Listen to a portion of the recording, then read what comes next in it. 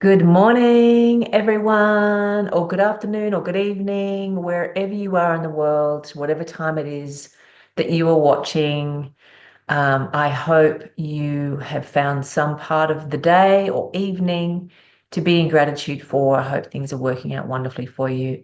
And if not, I send you so much love and uplifting vibes to help you through the rest of your day or evening. And I've just had a wonderfully magical full moon moment. And so my vibes are high. I'm really looking forward to speaking with this deliciously divine human being that I'm about to introduce to you, because we've connected many times before, and it's been a while, so it's a bit like an old catch up.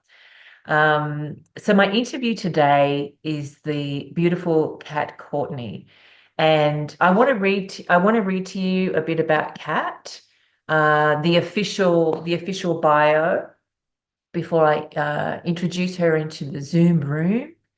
And then let you know how we met and why I'm introducing you to her again today. So let me read this. So the Kat Courtney, she is an 18-year veteran, probably more now, probably over 20 years.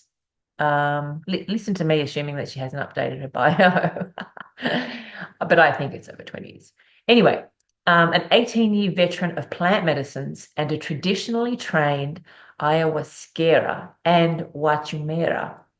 Kat is a pioneer in the psychedelic integration space. Absolutely, she is. She co-founded Plant Medicine People, which is a fantastic website you should try, plantmedicinepeople.com, with the core intention of uplifting gifted tribe members and exposing their superpowers, as well as helping sincere seekers find safe and sacred places to do this incredible healing work. She walks in humble reverence to the Indigenous tribes that protected and passed on these traditions, and is committed to protecting their rights and interests, as well as those of the plants themselves. Kat is the CEO and spokesperson for Plant Medicine People, and pretty much does whatever the plants instruct. I know that feeling very well. She's the author of Plant Medicine Mystery School, Volume 1, The Superhero Healing Powers of Psychotropic Plants. She is a certified death doula, and she is mostly made of fire. My favorite line.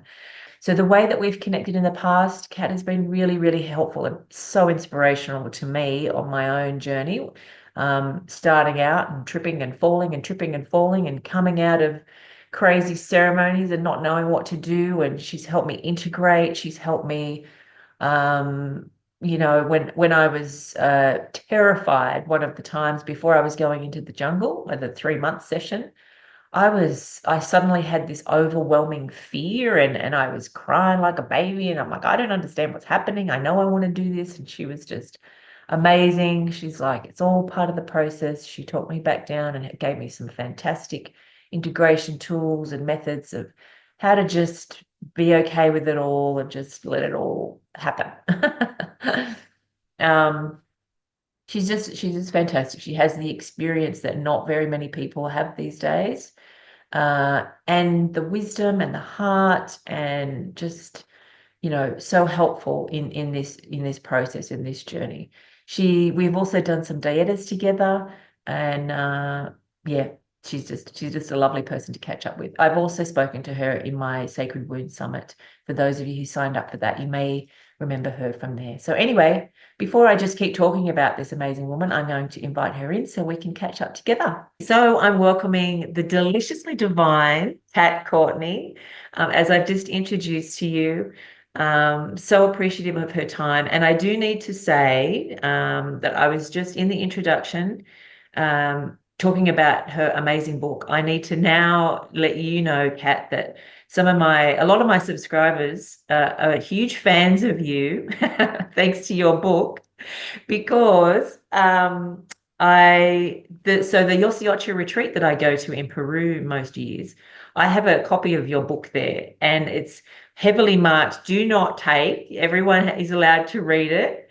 And without fail, everyone who reads it is like, oh my gosh, it puts the spirit into the plant medicine world. Like, you literally, they love it. So they're huge fans of you. And I have to say, with not wanting to put too much pressure on you, that everyone's asking for volume 2, but Volume two is a beast. I'm trying to put together an encyclopedia of master plants because people ask all the time, like, where is a complete list? And it doesn't really exist. So it's a work in progress. You know what I'm going to release this year, though, and probably in the first half of the year, is a Plant Medicine Mystery School Oracle deck. I partnered with actually an artist from Australia, and Oh, we took 52 plants, made them into oracle cards, wrote about their magic. So that's coming soon. that's Part two will be later. But thank you so much for that yes. support. Absolutely, absolutely. So yeah, there'll be many subscribers very keen to listen to us today. So as we were just catching up, I just, I think where we're all at with plant medicine and how it's evolved, and you have so much history and experience with plant medicine. I would love to really start off by hearing your thoughts about not only where it's at, obviously how it's grown in popularity, but how does it feel right now as to how it's developing and beyond, which is probably a huge question. But just to Yeah, start. it's a very duplicitous question, or at least my answer is. On the one hand, I am awed and overjoyed by the numbers of people that have fallen in love with the plants. An organization that I follow, ICEERS, put out late last year that over 4 million people have now drank ayahuasca. 8 million people have worked with psilocybin mushrooms. And millions more are kind of lined up, called, exploring, whether it's microdosing or ceremonial doses. It's just so many people are meeting the medicines. And that makes my heart very happy because I want to live in a world where more and more people are connecting with the medicines. So, what is concerning though is the way the system is kind of stepping in and taking over with the sort of capitalism lens.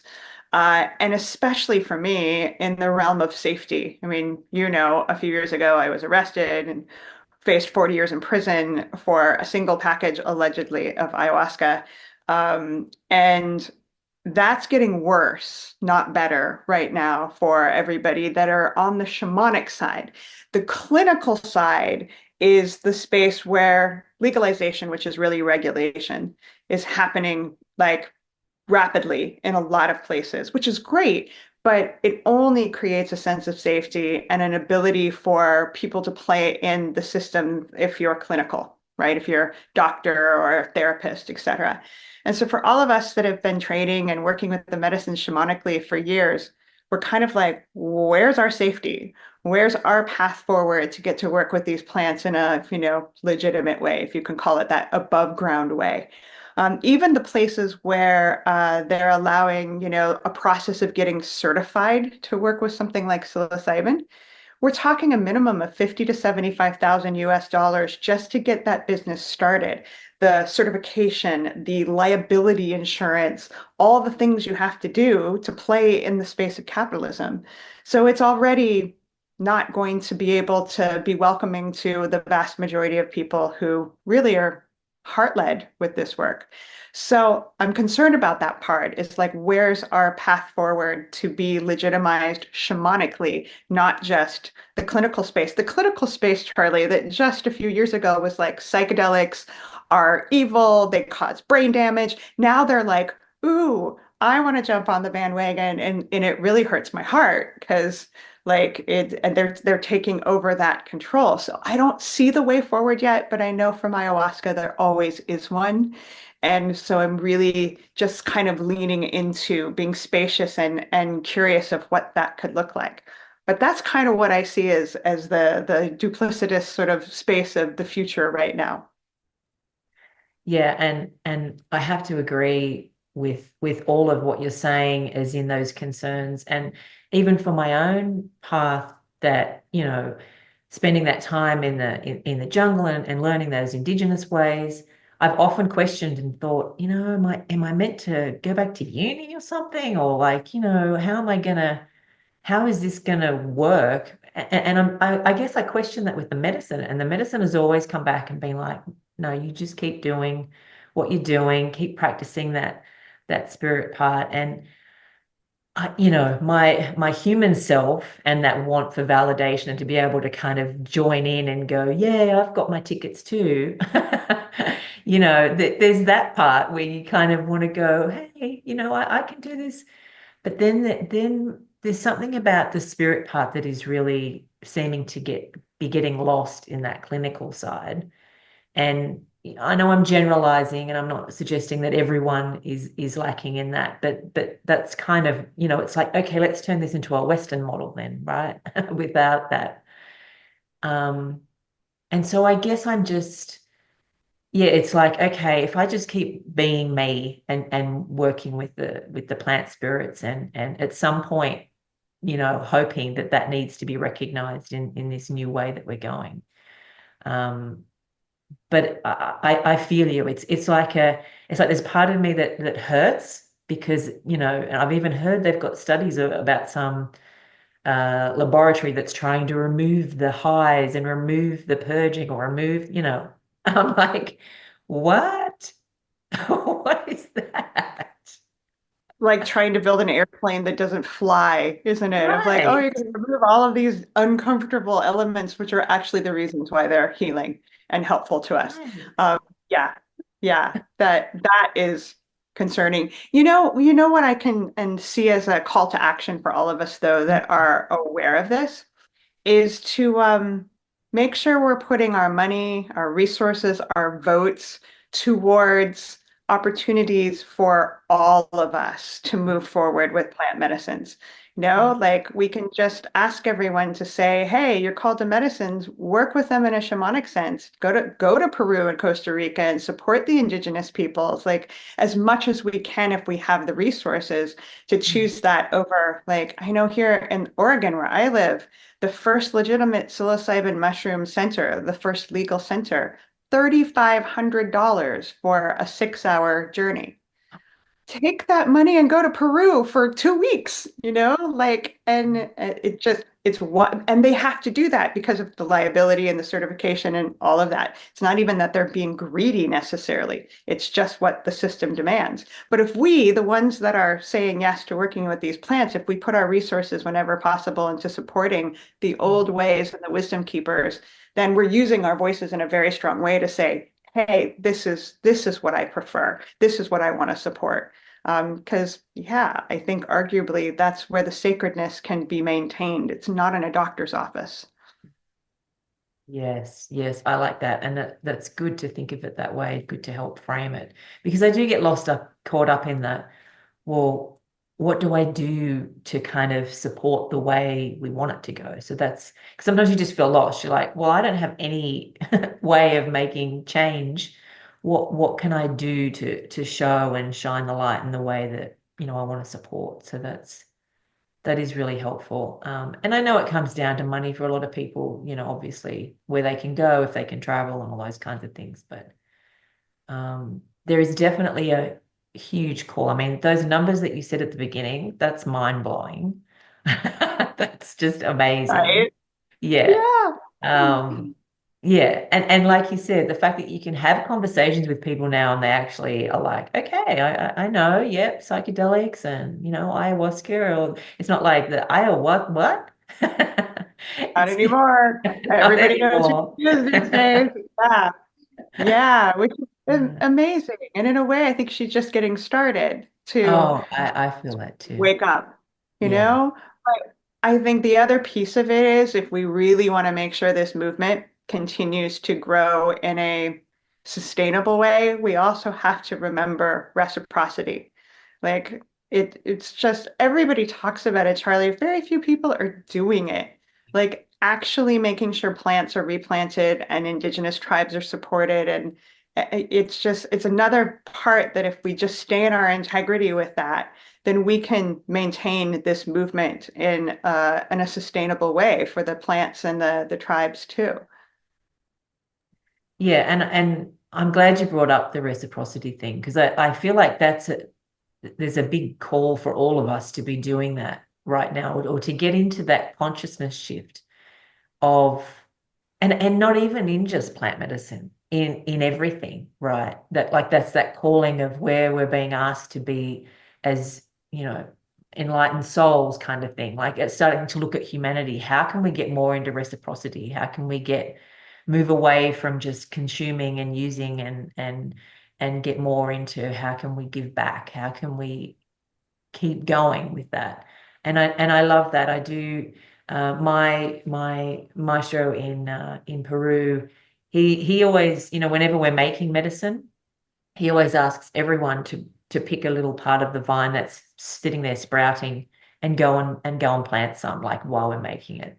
And it's such a yeah, it's such a beautiful feeling because whatever bungalow you're in, you have all these little plants sprouting from people who have taken from it. So yeah, that's been a huge part for me in my growth too. So it's good to bring that up. And I think everyone, it's not just, and what you're saying is it's not just the people who are serving medicine, it's everyone who is, right?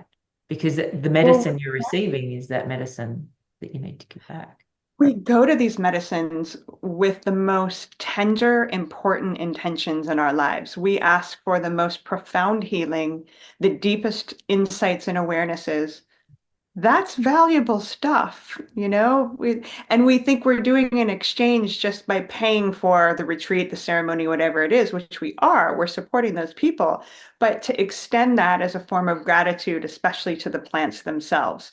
And it doesn't have to be a direct exchange either. In other words, if we drink ayahuasca, we don't have to plant her necessarily. She's a part of the greater plant kingdom. But to do something to give back to Mother Earth. I had a ceremony once where ayahuasca's like, you want to meet my boss? I'm like, you have a boss?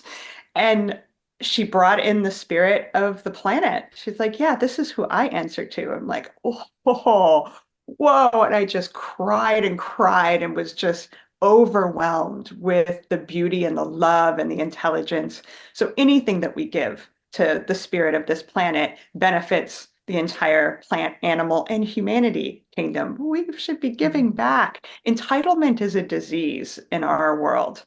And that's something I'd love to see us alchemize. Mm. And that's through reciprocity. And everybody wins in that. That's the beautiful part of it.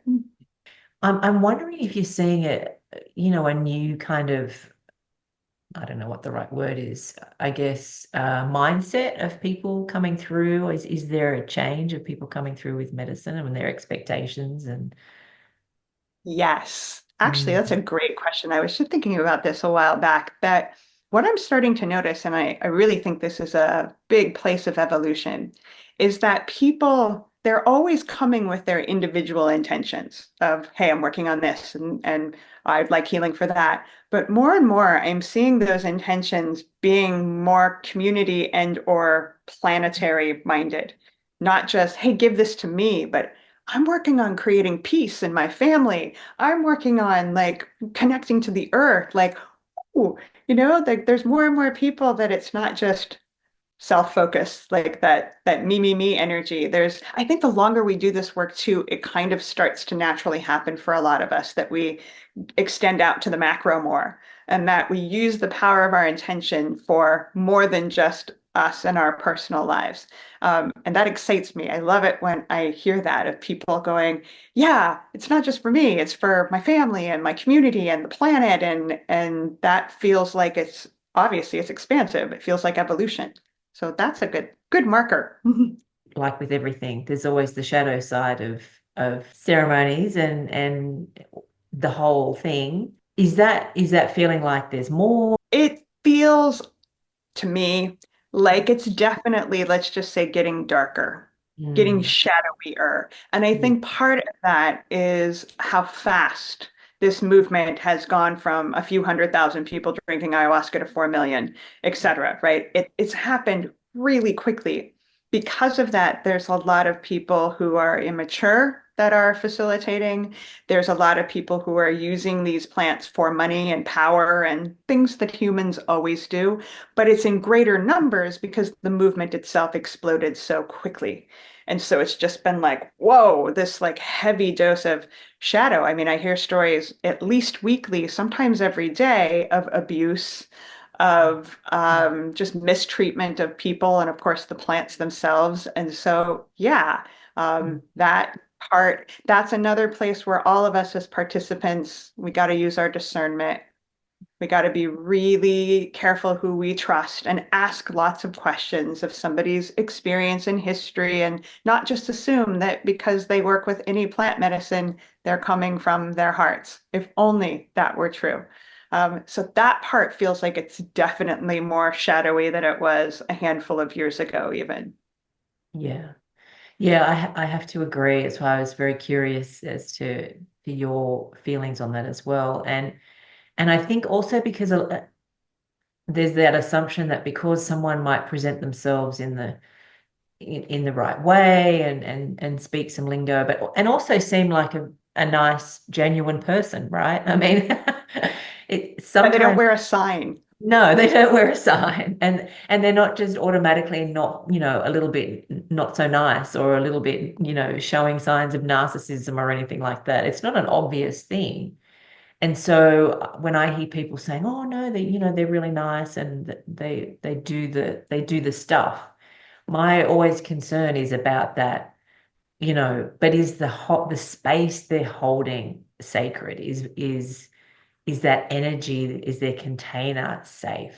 They might be a lovely person and they might even have the best of intentions in that sense. But it's that next layer of understanding the spirit world too, right? Of understanding the energies. And I guess that's the worry that I have even with psychedelics and that clinical space. When you're learning to hold someone's hand and put the music on, it's not the same as creating an energetic, safe container. And I try to stay out of fear and worry about that because I think my motherly side wants to come out and be like, oh, I'm going to start worrying about everyone, right? Um, I yeah. have that too, big time, because I want this place, this space to be where people experience healing, Mm. whether and it can re-traumatize us or create trauma if we're sitting with people who are, like you're saying, really well-meaning. Like, what's the expression that the road to hell is paved with good intentions?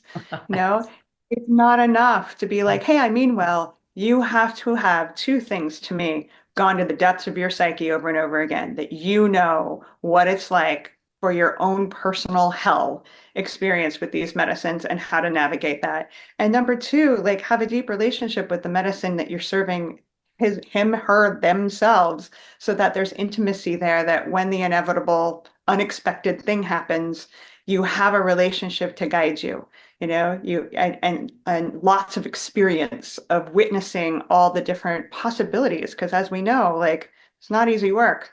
Anything Mm. is possible with these medicines. People have ego deaths, psychotic breaks, like you name it, and good intentions don't keep people safe and guide them through that. Experience does.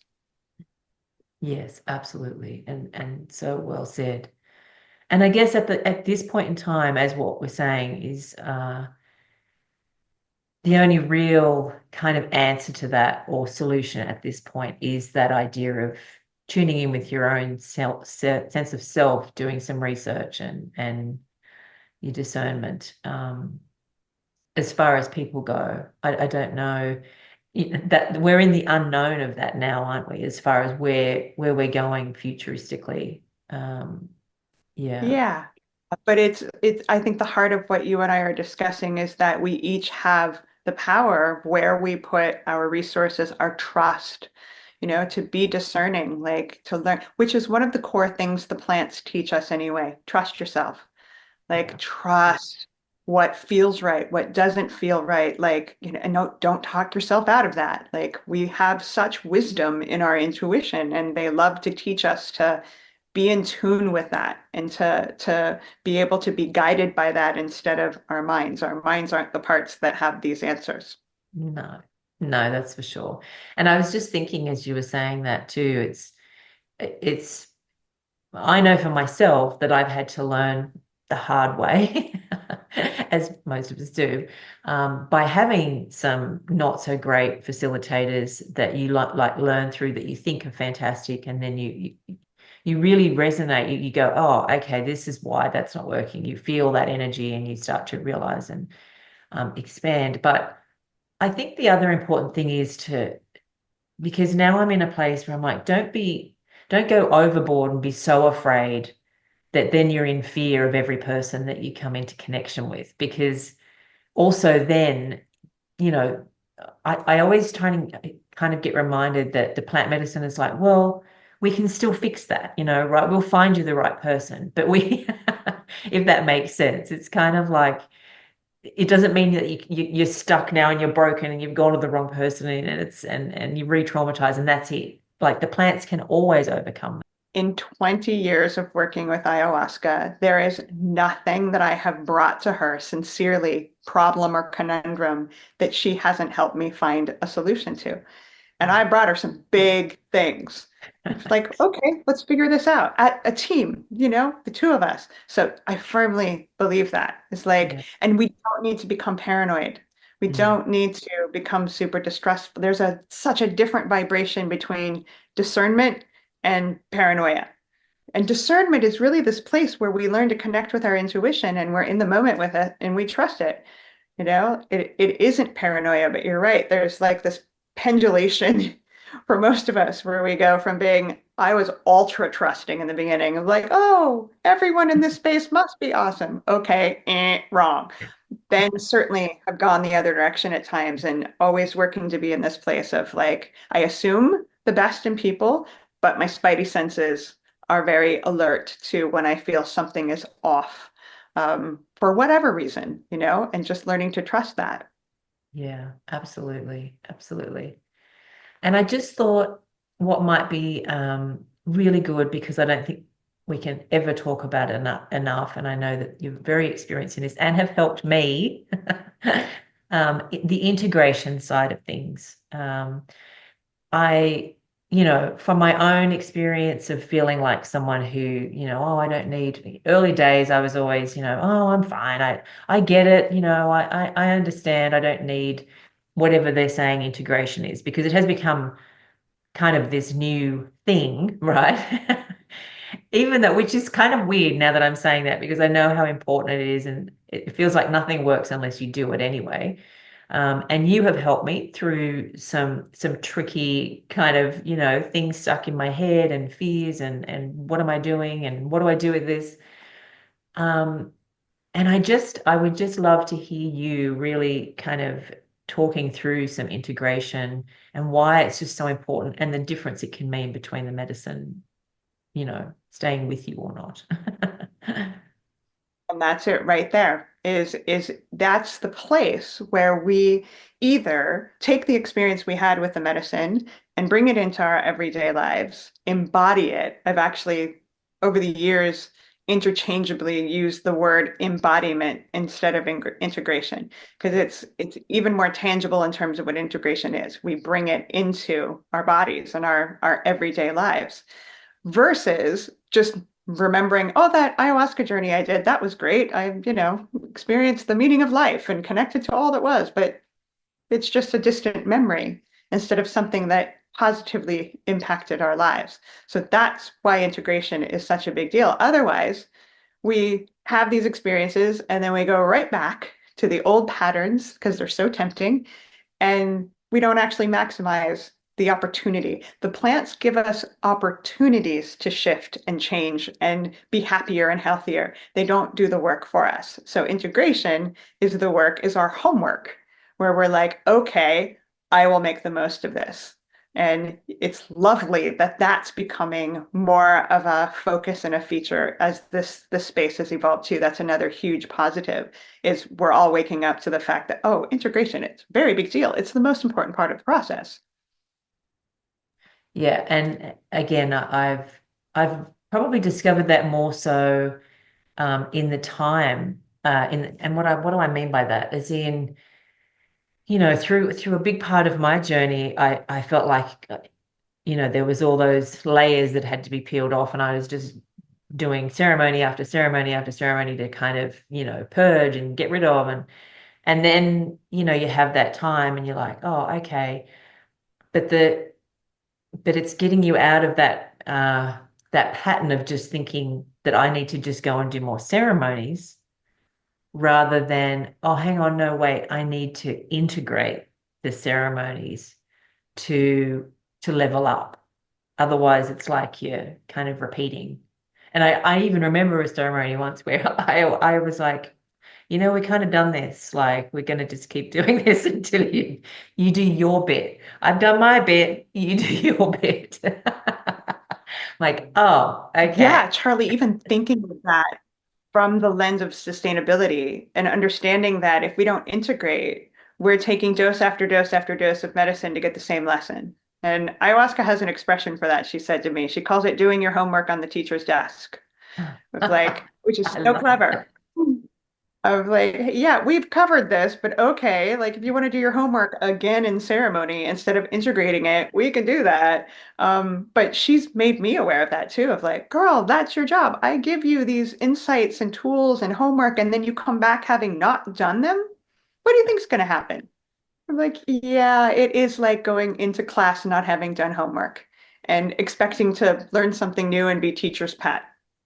No, like our job space in between to make the most of what came in the previous like ceremony. So yeah, I learned the same way of like doing it, chasing the ceremony, thinking that was what it was about. And she slapped me upside the head eventually and is like, we're not doing this. So yeah, Yeah.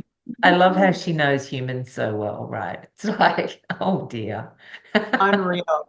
The intelligence and the Yeah. compassion at the same Yeah. time, it's just like nothing I've ever experienced. I'm so grateful to her for that. Yeah. Yeah. The compassion is out of this world because I know what I'm like when, if someone's doing the same thing over and over again, like it's like, okay. My to draw compassion for that is a struggle, So the way that she can also love and be patient and also, as you said, give us a up the back of the head a couple of times is That's out of love too. It's a loving yeah, smack, it's but it gets perfect. her. Yeah, but there's no judgment. That's what I That's love right. about all the Yeah. plants. If they reflect these things ferociously sometimes, if that's what we need. But it's Yeah. always with love. There's no judgment. It's like, hey, kiddo, wake up, see this. And Mm. also, I love you. It's okay. I'm like, oh, wow. What a I mean, that's how I wish all of our parents were. But because parents are parented by hurt and wounded people, we've perpetuated the judgment. And so thank goodness we have plant spirits like Aya that circumvent that, that just show us this, the truth of who we are, but just with tons of love and compassion and acceptance. Oh, Absolutely, absolutely. It's so beautiful. And that's why I worry, for people seeking that idea of how can I just get the healing? I'm not really into the spirit stuff. It's like you're missing out on the whole, the whole hug. The but it's all whole, here because then it yeah. stays in the mind. And the mind isn't the part of us that connects with the magic of being connected with all of consciousness. It is also not the tool that facilitates healing. You know, it's because of the mind that we need help from the plants to get us out of the prison of the mind. So, what we're doing in the clinical space with psychedelics is trying to just keep it here. Let's see, let's cut out the things that are physically uncomfortable, the spiritual elements so that it's repeatable, which means it stays in the realm of control, which means it stays in the space of the mind. It's maddening. Wait a second, that's the reason why we need them. And yet we're trying to now make them model the same space that's created suffering. Poor humanity. Right. And they think we're the crazy ones, right?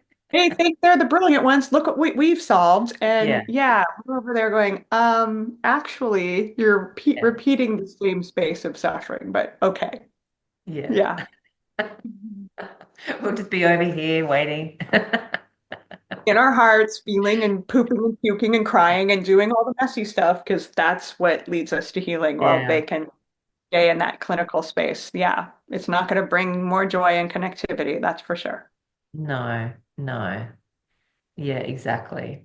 Oh, that's a fantastic conversation. I'm wondering whether to kind of, for people listening, there's a range of people who are subscribed and to listen in, and some of them are kind of still in that place of dabbling into this and getting used to the idea of the spirit part as well, which, is great. And I love that. In a way of kind of saying, hey, this is what plant medicine can do for you. I think it helps to understand because we've been a little hard on the clinical space too Right. today, and I know. it's hard not to. Yeah, yeah. But to really name the core wound that I think all of us, and it's ballsy to say it in a superlative way, but all of us in the Western world anyway, are seeking to heal, and that is the disconnection from nature. And because we are nature, our bodies are made of her. Like we act like humans are somehow separate and different than animals and plants and rocks and everything else that is born of the earth. And we're suffering so greatly because of it. So that's why millions and millions of people are like, oh, let's go connect with plant medicines because they wake us up and remind us. And the beautiful thing about this is that can happen through microdosing. That can happen through master plant dietas, like connecting with a non-psychotropic plant. And of course, it can happen in the psychedelic portals. It can happen by intentionally going for walks in nature and smoking mapacho on a park bench as the moon is rising. There's a million ways that we can commit to reconnecting to nature, which reconnects us to our bodies, which always brings in more spaciousness and joy. It's what helps to heal us. So in prepping, as we're feeling out, well, should I take psilocybin? Should I go whatever? To feel in what it is that we need next to continue to heal that wound of disconnection from nature, from source, from ourselves, each other, like it's all the same. And we each get to have our own path with that. But if you stay committed to being stuck in your mind and doing everything in a non-feeling way, and especially disconnected from nature, I just don't think it's going to bring any more joy and healing. No, I might be wrong for a handful of people, but for most of us, nope, that's not what we want. So that just helps to create this foundation, this simplicity in a way of what it is that we're doing by connecting to plant medicines. And there's no wrong way to do it. Mm. Yeah, that's perfectly summed up. And I totally agree how the depths that you connect more actually helps you to realize that you're going in the right direction, right? I mean, you do the opposite thing and think maybe if I go more into my head and more trying to make it logic, that doesn't feel better. But Well, the I've deeper tried. you, yeah, I've tried. it's just, Yeah. it doesn't, no. Yeah. The only way out of the prison of the mind is to connect with something other than the mind. So whether that's our hearts and our bodies or consciousness and nature or whatever it is, each other, that's where our healing and our happiness awaits. It's not here. We don't think our way to enlightenment. We don't think our way to healing. And so that's the mission here. Get out of that thing. It's not going to solve the riddle. Yeah. Yes, absolutely. Absolutely. I love that. That's fantastic. I feel like we've done a lot there with our conversation and really, yeah, feels like it's a great place to say for everyone, go and connect. Like you said, it doesn't have to be huge. Um, Go and talk to a tree, sit under a tree, watch the birds, the moon, the sunrise. It can be starting so small, it doesn't cost anything. Um, and the only person judging yourself about it is yourself most of the time. And it's the most beautiful medicine that just continues to give. That's what I've learned for sure. So, yeah, thank you so much for your time. Is there anything, I mean, your business is absolutely amazing. I always love going on your website and what you have going on. Oh, that's the best possible way to put me on the spot. Thank you for the opportunity. Yeah, my company is called Plant Medicine People, so plantmedicinepeople.com. We have everything from very inexpensive virtual integration communities that happen every other week, Also, lots of different courses. We just launched a microdosing course supporting people in that way. I teach people to be integration coaches, like the whole sort of spectrum of relationships with plants in this space, all the way up to the retreats that we do in Costa Rica. To connect with these plants in a very, very authentic, traditional, sacred container. So our mission is to help people and plants form deeper, more intimate relationships. So if that's on the menu for any of your listeners, we'd love to have you. Fabulous. Highly recommended. And I'll make sure I put all your information in the video so it's easy to find you. Thank you. Appreciate Yes, my that. absolute pleasure. Thank you so much for all your wisdom and sharing your time. And yeah, I look forward to our next chat. Likewise, Charlie, thank you so much for having me. Beautiful conversation. Yeah.